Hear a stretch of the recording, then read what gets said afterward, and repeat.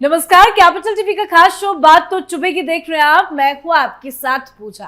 आज लेकर आई हूं एक ऐसी बात जो कांग्रेस पार्टी को बड़ा चुभेगी, कांग्रेसियों के दिल पर लगेगी, राहुल गांधी की भी पोल पट्टी खोलेगी। क्योंकि हरियाणा विधानसभा चुनाव के नतीजों ने कांग्रेस पार्टी को पूरी तरह से बर्बाद करके रख दिया है। राहुल गांधी की उम्मीदों पर पानी फिर गया है।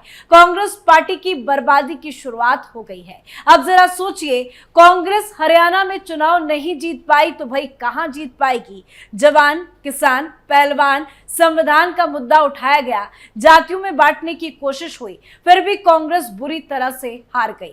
हरियाणा में बीजेपी ने बम्पर जीत हासिल की है। तो आज अपने शो में बताऊंगी कि आखिर क्यों हरियाणा में कांग्रेस को मुंह की खानी पड़ी और हार के बाद कांग्रेस पार्टी में चल क्या रहा है। बीजेपी ने बाजी को अपने पक्ष में आखिर कैसे किया, हरियाणा में हार हुई बाजी पलटकर बीजेपी कैसे बनी बाजीगर। साथ ही ये भी बताऊंगी कि कांग्रेस हवा होने के दावे के बावजूद कहां हुई फेल। तो चलिए शो शुरू करते हैं और बताती हूं वो बात जो कांग्रेस पार्टी को बड़ा चुभेगी।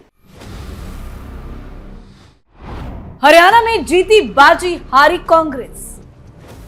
कांग्रेस को भारी पड़ गई गुटबाजी, अंदरूनी खींचतान, कांग्रेस को नुकसान, नहीं हुई सुलह, भारी पड़ गई कलह।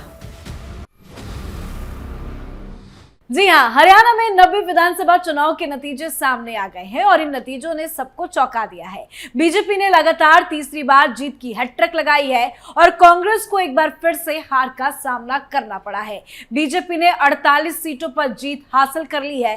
हरियाणा में जीत के दावे करने वाली कांग्रेस को बहुत बड़ा झटका लगा है। कांग्रेस को पिछले चुनाव की अपेक्षा फायदा तो हुआ है, लेकिन वो सिर्फ 37 सीटें जीतने में सफल हुई है। हरियाणा विधानसभा चुनाव के लिए जब सुबह गिनती शुरू हुई तब कांग्रेस रुझानों में 60 सीटों का आंकड़ा पार कर चुकी थी और पार्टी के दफ्तर में ढोल ताशे बजने लगे थे। हालांकि जैसे जैसे गिनती आगे बढ़ी, कांग्रेस का सामना हार की हताशा से हुआ और कांग्रेस पार्टी बुरी तरह से हार गई। चुनाव में बीते 10 साल से हरियाणा की सत्ता पर काबिज भारतीय जनता पार्टी और कांग्रेस के बीच सीधा सीधा मुकाबला हुआ।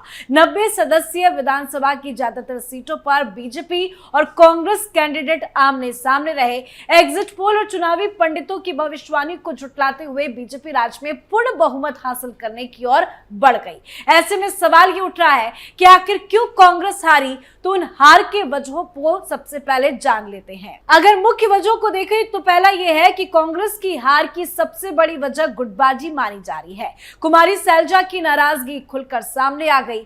अशोक तंवर की वापसी भी कांग्रेस का डैमेज कंट्रोल नहीं कर पाई। तो वहीं दूसरी वजहों को समझे तो कांग्रेस कई सीटों पर 10 साल की एंटी इनकम्बेंसी के भरोसे दिखी। इसके अलावा जून 2024 में लोकसभा चुनाव में 5 सीटों पर जीतने वाली कांग्रेस अति उत्साहित भी दिखी। तीसरी वजह को समझने की कोशिश करें तो लोकसभा चुनाव में संविधान और आरक्षण के मुद्दों को लेकर बीजेपी के खिलाफ बिगुल फूंकने वाली कांग्रेस ने हरियाणा में भी यही दांव खेला, लेकिन यहां वो बीजेपी की रणनीति को तोड़ नहीं पाई। साथ ही एक और मुख्य वजह यह है कि कांग्रेस के कई नेता अपनी ही सीटों तक सीमित रह गए। इसके अलावा चुनाव के दौरान दूसरे दलों से आए लोगों को ज्वाइन कराने का मामला भी कुछ सीटों पर कांग्रेस के लिए नुकसानदायक रहा, जिसका नुकसान कांग्रेस को झेलना पड़ा। हरियाणा में कांग्रेस बीजेपी के लाभार्थी वर्ग की काट नहीं निकाल पाई। इसके अलावा पहलवानों और किसानों का मुद्दा उसके लिए फायदेमंद साबित होता नहीं दिखा। और इसी के साथ कई वजह है जो कांग्रेस को झटका देने वाला है। कांग्रेस पार्टी की गलतियों ने कांग्रेस को ही डुबो दिया है। अब जरा एक नजर डालते हैं कि आखिर बीजेपी को फायदा क्यों हुआ, कैसे बीजेपी ने हारी बाजी को जीत ली है। चुनाव से पहले सीएम बदलना, नए उम्मीदवारों को टिकट, बागियों को अहमियत नहीं, दलित वोट पर ज्यादा फोकस, दुष्यंत चौटाला से दूरी, गैर जाट वोट की लामबंदी, वेलफेयर स्कीम का दाव, जाट वर्सेस गैर जाट की रणनीति, कांग्रेस में खेमेबंदी पर चोट, चुनाव में आक्रामक प्रचार। तो ये कुछ महत्वपूर्ण वजह है जिससे बीजेपी ने जीत दर्ज की है। वैसे हरियाणा के चुनाव में 36 जातियों की बात हमेशा होती है।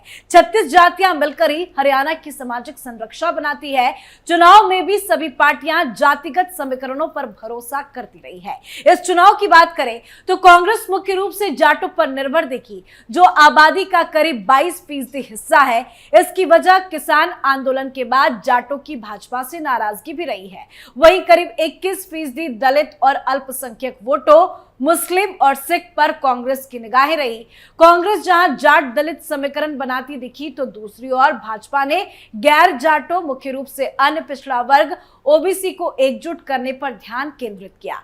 हरियाणा में ओबीसी की आबादी करीब 35% है। भाजपा ने अपने परंपरागत स्वर्ण वोट के साथ गैर जाट वोटों को साधा।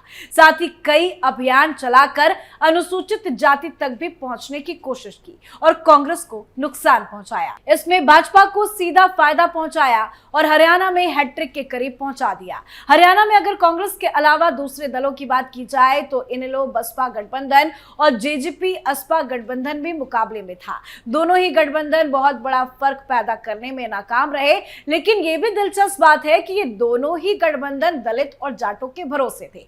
जेजेपी और इनेलो जाटों पर तो असपा और बसपा दलितों पर निर्भर पार्टियां हैं। ऐसे में करीबी मुकाबला वाली सीटों पर यह गठबंधन भाजपा के बजाय कांग्रेस के लिए ही नुकसानदेह साबित हुआ। इससे कहीं ना कहीं भाजपा को फायदा हुआ और कांग्रेस को नुकसान हुआ। तो एक बड़ा नुकसान कांग्रेस पार्टी को झेलना पड़ा है। हरियाणा के विधानसभा चुनाव के लिए बीजेपी ने कांग्रेस चुनाव से पहले ही काम करना शुरू कर दिया था। इसी रणनीति के तहत मनोहर लाल खट्टर को मुख्यमंत्री से हटाया गया, लोकसभा चुनाव लड़वाकर केंद्र में कैबिनेट मंत्री बनाया गया। इसका दो फायदा हुआ। सैनी को सीएम बनाने से सैनी समाज बीजेपी के साथ और मजबूती से खड़ा हो गया। इसके साथ ही पंजाबी समाज खट्टर को सीएम पद से हटाने से नाराज भी नहीं हुआ, क्योंकि उन्हें केंद्र में मंत्री बना दिया गया। बीजेपी की यह रणनीति काम कर गई। विपक्ष ने विधानसभा चुनाव में नैरेटिव सेट करने की कोशिश की कि हरियाणा के किसान और नौजवान बीजेपी से नाराज है, लेकिन चुनाव परिणाम बता रहे हैं कि विपक्ष का यह नैरेटिव काम नहीं किया। इन दोनों समुदाय ने बीजेपी को जमकर वोट दिया है। दरअसल बीजेपी ने इस नैरेटिव को देखते हुए दोनों समुदायों को रिझाने की जमकर कोशिश भी की थी। बीजेपी ने अपने चुनाव घोषणा पत्र में किसानों के लिए 24 फसलों के लिए एमएसपी की गारंटी की। वहीं नौजवानों के लिए कहा कि अग्निवीर योजना से रिटायर होने वाले सैनिकों को राज्य सरकार की नौकरियों में आरक्षण दिया जाएगा। बीजेपी के इस वादे पर किसानों और नौजवानों ने विश्वास किया और उसे वोट कर दिया। इसके अलावा बीजेपी ने पूरे चुनाव प्रचार में यह बताया कि कांग्रेस की सरकार में बिना खर्ची पर्ची के नौकरी नहीं मिलती थी। दरअसल वो ये बताने की कोशिश कर रही थी कि कांग्रेस सरकार में सिफारिश और पैसे से ही नौकरी मिलती है। बीजेपी के इस नैरेटिव ने भी वोट बटोरने का बड़ा काम किया है। तो वहीं लोकसभा के चुनाव से पहले जब नायाब सिंह सैनी हरियाणा के मुख्यमंत्री बनाए गए तो सभी पॉलिटिकल एक्सपर्ट्स ने इस प्रयोग को फेल बता दिया। बीजेपी गुजरात कई राज्यों में चुनाव से पहले सीएम बदलकर एंटी इनकम्बेंसी के असर को कम करने वाला ट्रिक आजमा चुकी थी। राजनीतिक पंडितों का मानना था कि हरियाणा का मिजाज गुजरात से अलग है, इसलिए यहाँ नायाब सिंह सैनी 6 महीने के सीएम के तौर पर रह जाएंगे। वोटिंग के बाद ओपिनियन पोल ने भी इस कयास पर मुहर लगा दी, जिसमें कांग्रेस को 55 से 60 सीटें मिलने का अनुमान लगा दिया। 8 अक्टूबर यानी कि कल जो नतीजे आए हैं उसमें सारी अटकलों पर विराम लग गया और बीजेपी 2019 से भी ज्यादा सीटें लेकर आई है। तो एक बहुत बड़ा फायदा बीजेपी को हुआ है। पीएम मोदी का जादू चला है और कांग्रेस पार्टी हार से बौखला उठी है। जब से चुनाव के नतीजे आए हैं कांग्रेस पार्टी के अंदर लगातार बैठक पे बैठक हो रही है। कल ही भूपेंद्र सिंह हुड्डा ने अपने आवास पर घंटों बैठकें की। दीपेंद्र हुड्डा भी अलग से बैठक कर रहे हैं, कुमारी सैलजा भी बैठक कर रही है। अलग अलग खेमे में कांग्रेस पार्टी हरियाणा में बढ़ गई है और बताया तो ये जा रहा है कि भूपेंद्र सिंह हुड्डा की मीटिंग में जमकर बवाल भी हुआ है।